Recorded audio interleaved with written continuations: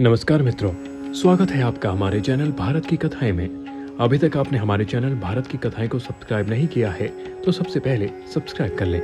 Channel को like और share करना ना भूलें। तो चलिए शुरू करते हैं आज की कथा। तुलसी विवाह कार्तिक मास में किया जाता है। इस साल तुलसी विवाह 5 नवंबर को किया जाएगा। आइए जानते हैं तुलसी विवाह की पौराणिक कथा।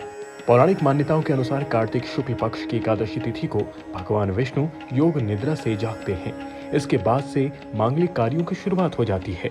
वहीं भगवान विष्णु की योग निद्रा से जागने के बाद तुलसी विवाह संपन्न कराया जाता है।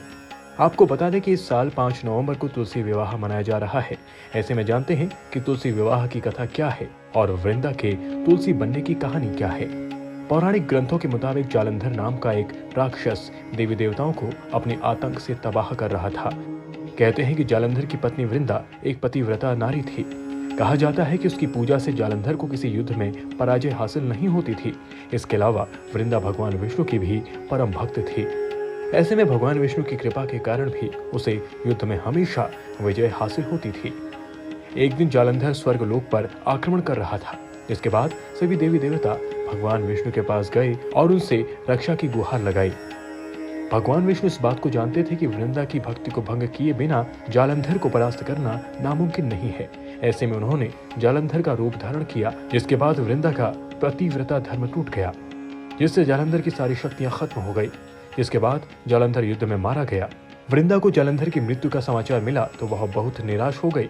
बाद में वृंदा को जब उसके साथ किए गए छल का पता चला, वृंदा का पतिव्रता व्रत भंग होने की वजह से उसने भगवान श्री हरि को श्राप दिया। जिस तरह आपने छल से मुझे वियोग का कष्ट दिया है, उसी तरह आपकी पत्नी का भी छल से हरण होगा। साथ ही आप पत्थर के हो जाएंगे और उस पत्थर को लोग शालिग्राम के रूप में जानेंगे। कहते हैं कि वृंदा के श्राप की वजह से भगवान विष्णु दशरथ के पुत्र श्री राम के रूप में जन्म लिया। फिर बाद में उन्हें सीता हरण के वियोग का कष्ट झेलना पड़ा। धार्मिक कथा है कि वृंदा पति के वियोग को सहन नहीं कर पाई और सती हो गई। कहा जाता है कि वृंदा राख से जो पौधा उत्पन्न हुआ उसे भगवान विष्णु ने तुलसा का नाम दिया। जिसके बाद भगवान विष्णु ने यह प्रण लिया कि वे तुलसी के बिना भोग ग्रहण नहीं करेंगे। इसके साथ ही उनका विवाह शालिग्राम से होगा। मान्यता है कि जो कोई श्रद्धापूर्वक तुलसी विवाह संपन्न कराएगा, उसका वैवाहिक जीवन खुशियों से भरा होगा। अभी तक आपने हमारे चैनल भारत की कथाएं को सब्सक्राइब नहीं किया है तो सबसे पहले सब्सक्राइब कर लें। चैनल को लाइक और शेयर करना ना भूलें।